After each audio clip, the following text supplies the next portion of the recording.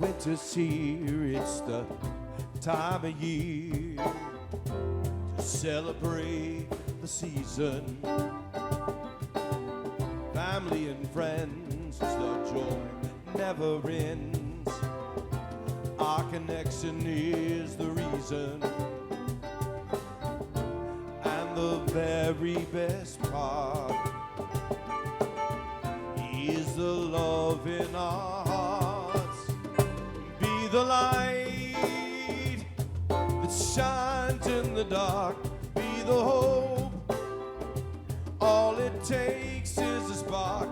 If love is to be, it starts with you and me. Be the light, be the light, be the light. Like a candle flame in a window pane, or embers burning by the fireside. As we celebrate, we illuminate. The light we shine is multiplied, and the angels sing with the love that we bring. Be the light that shines in the dark, be the hope. All it takes is a spark. If love is to be, it all starts with you and me. Be the light, be the light, be the light. In the blackest of night, there's a shining light, shining so bright. Be the light that shines in the dark, be the hope. All it takes is a spark. If love is to be, it all starts with you and me. Be the light, be the light, be the light. Be the light, be the light, be the light. Be the light, be the light, be the light. Be the light, be the light, be the light. Be the light, be the light, be the light. It's a real gift to speak with you on the very first Sunday of this new year. And yes, it's still a new year. I mean, we may have missed or passed that critical point of New Year's Eve at midnight, and then the first morning and the first day. But that's okay. I still think that we are still in that wonderful, luminous, luminal position between endings and beginnings. We stand at that threshold still. And I'm kind of envisioning 2025 right now on this fifth day, like a butterfly, newly emerged from its cocoon, and with wet and trembling wings that need sun and time and warmth in order to dry and strengthen enough to take flight. So here we are. And I think, I'm going to go off script here for a moment. This point between endings and beginnings is a very deep psychological presence within all of humankind.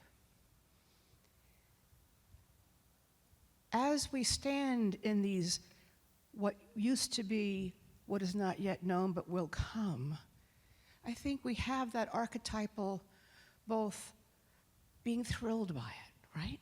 Because it's a new page, a blank slate, turning over a new leaf, the ability to create.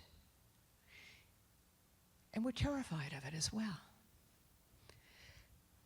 Back before Google Earth, the early ancient maps, when the whole world was not yet mapped out, where the known world ended and the unknown was out there, cartographers would put something that said, "Here be dragons." The unknown was terrifying. And so I think we still do have that very deep psychological thrill and terror within us. In order to chart a new course, then we have to be resolute. And I think that's where New Year's resolutions really came from. Because a resolution means to, holding firmly to a purpose, making a choice and sticking with it no matter what. Do any of you still make New Year's resolutions? Oh, raise your hands if you do. I can't see the Zoom people, but So I think that's where it all comes from. We have the ability to create something new. And the funny thing, as we all know about New Year's resolutions, is that they rarely last past January, or sometimes not even that long, depending on particularly if they're about diet or exercise, right? Been there, done that, or not done that, as the case may be. But I think this year, 2025, offers us some interesting opportunities to make a different kind of resolution. I think I'm going to mirror a little bit of what David was saying, and even in the reading, because regardless of one's political affiliations, I think it's safe to say that millions of Americans are feeling pretty uncertain about our future right now. There is so much going on, so many things that are happening in our world that give rise to fear, including climate change. Climate change is coming out with violent manifestations of tornadoes and hurricanes and earthquakes and now midwinter blizzards that are stopping everything. So we have a rapidly changing climate.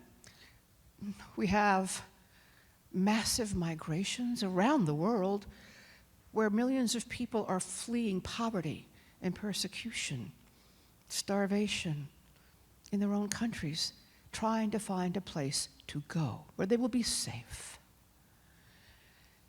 And as we look around, the question is, where is safe? Are there any countries, states, cities, isolated islands that are free from the threat of floods, earthquakes, storms? The answer is no. And we humans have been here as sentient beings on the earth for about 300,000 years. And if you think any one of those 300,000 years did not present any challenges, I hate to disillusion you, right? And if you are a student of history, you know that there are a gazillion eras and time frames during which there was violence and bloodshed and all kinds of upheaval. It is the nature of life, all right? But, and, the past is the past, and we are here today, January 5th, 2025, and if we are to function in this world, we have got to come to grips with what is happening in this world, with all of our own issues here and now. So what does all that have to do with the idea of resolutions? Well, I think everything. Because every day this year, no matter the circumstances, and again, the reading was perfect. Go back to that reading. We can choose to feel blessed, to be a blessing for others, right? And to view all the things that are happening in this world through a lens of love that creates a world that works for you and me and all. Now, how do we do this in the face of the many threats that are looming? I mean, it's no secret, our human global experiences, they're out there. Nothing new. There's lots of things that could give rise to fear or hatred, and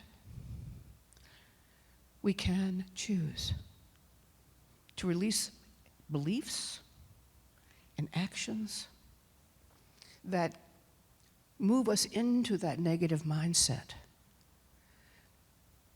and to keep us from living the fulfilled life that God wants for itself as you and you and you and me. And for me, the key word here in all of this is choice. I call it our superpower, the sweet taste of choice. Because we are creative beings. We believe that we are microcosms of the original and authentic one creator, and that we are imbued with that same creative sense. In fact, we cannot not create. We cannot not create. For that which God is, we are. So when we choose, we create. Our thoughts, when held firmly to a purpose, resolute, right, outpicture in our lives as things, as conditions, and as effects. The spiritual writer Thomas More once said that in ordinary life, creativity means making something for the soul out of every experience. That was very good, but I don't think it went far enough. Because in my mind, we are making something for our souls in our daily lives, whether we know it or not, because it is our nature to do so. So the only question is, what are we making? And here is where that sweet taste of choice and resolution comes in. One quote from Ernest Holmes, and I know I quote him a lot, but he is the founder of religious science, which is the branch of New Thought that of which I am an ordained minister. This is nonsense up with which I will not put. Okay. Anyway, besides which, he's a darn good writer. He said, "We are chemists in the laboratory of the infinite. What then shall we create?" Nice concept. So, how about a life that enjoys prosperity and love and friendship and abundance and peace and adventure? And calm peace. Or how about a life that's all about anger and fear and want and lack? I mean, really, this life or that life? We have the power to do one or the other. So as we stand here on the precipice of 2025, I still think, let us not doubt our ability to call forth a year that works, a year of wholeness, a year that with every day, as we take that resolute step in looking at how we want to create something for our souls, we create a world that works for you and for me and for all beings everywhere, regardless of what may be happening out there.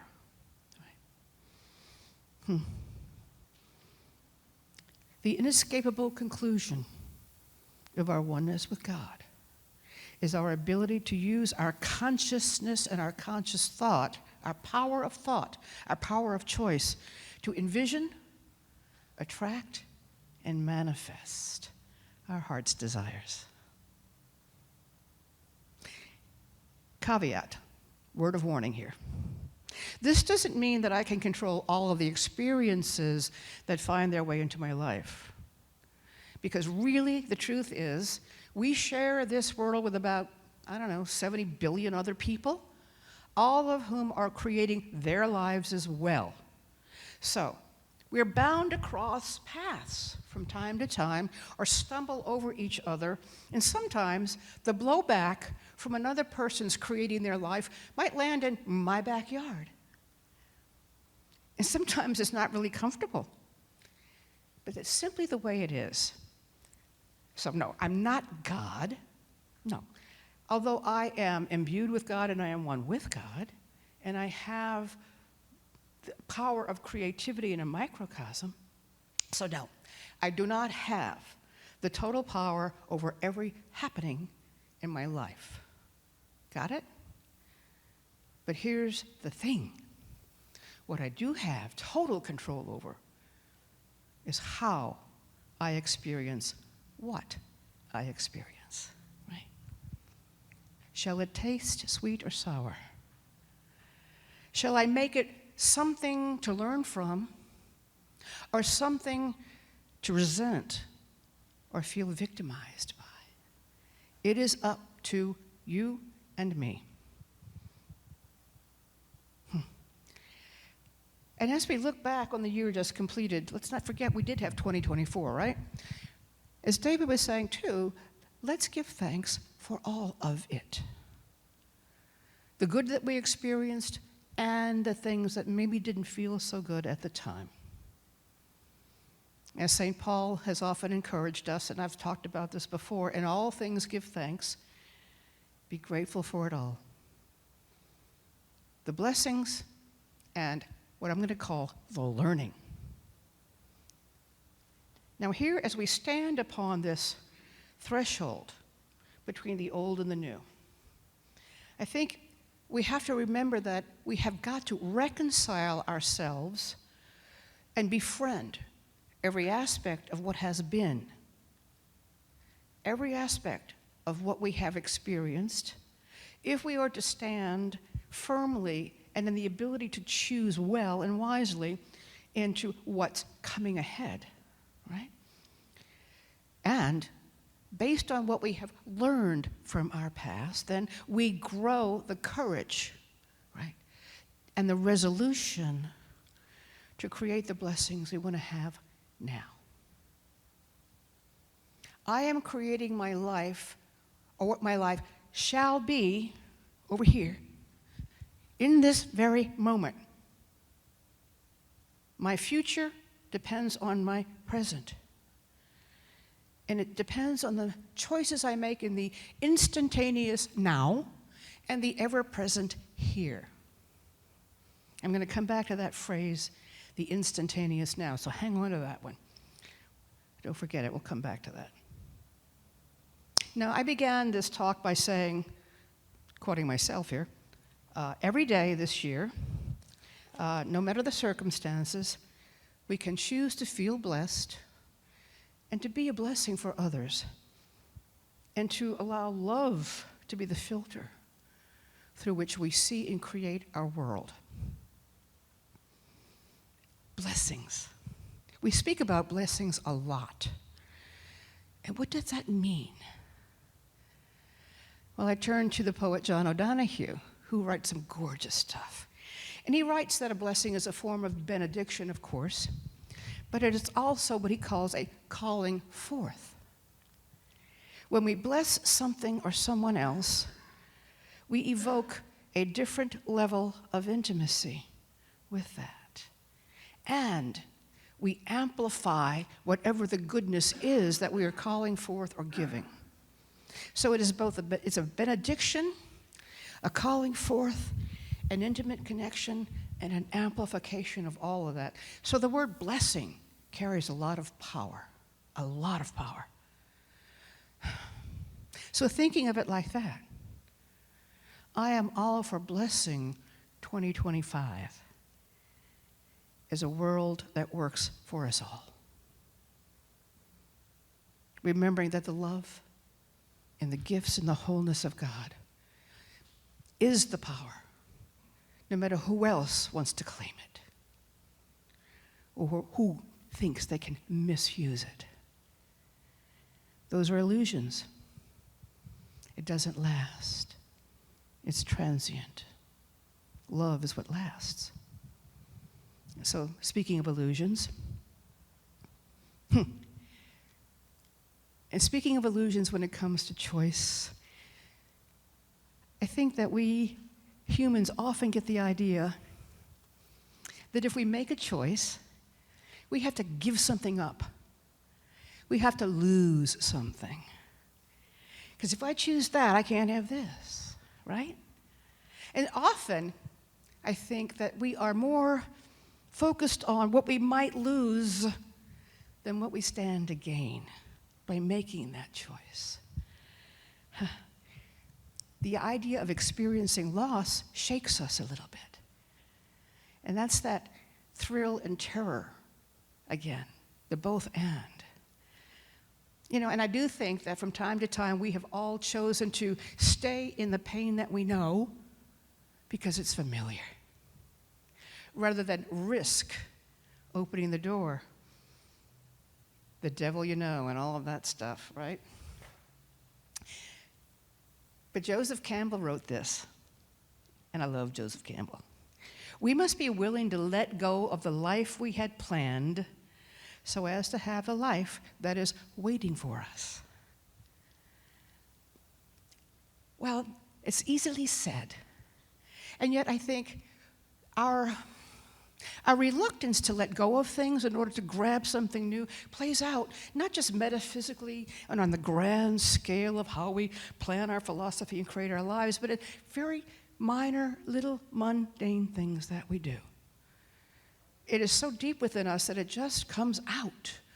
And to show you that, I'm going to invite you then to revisit an experience that I made for myself. It is very real. This is real.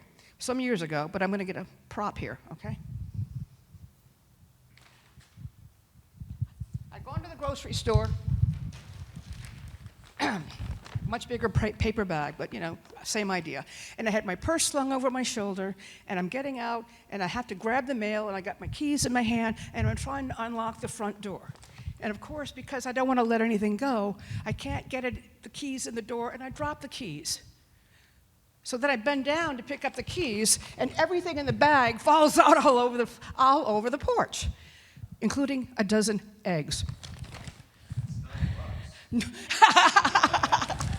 Well, I said a not so ministerial type expletive, and then I had to, you know, start all over. I had to put everything down, clean everything up, start over.